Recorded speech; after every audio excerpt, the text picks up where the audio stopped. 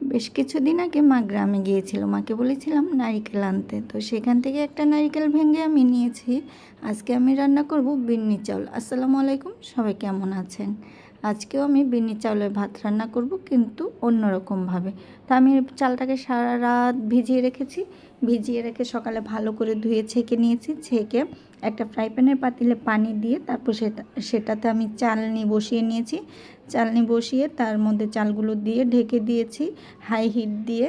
তো পানি বলকে আসলে আমি আঁচটাকে কমিয়ে দিয়ে তারপর চালটাকে নেড়ে চেড়ে দিয়েছি, কয়েকবার উল্টে দেখেছি ঢাকনাটা। তারপর আমি এখানে নারকেল কুড়িয়ে নিয়েছি, নারকেলটা কুড়িয়ে আমি এই যে ভাতের মধ্যে দিয়ে দিলাম, দিয়ে একটু চামিচ দিয়েই নাড়বো, আমি খুরচুন দিয়ে নাড়বো না, যেহেতু এটা চালনির মধ্যে খুরচুন দিয়ে নাড়া যাবে না। তো আমি চামিচটা দিয়ে ভালো করে নেড়ে নিয়েছি।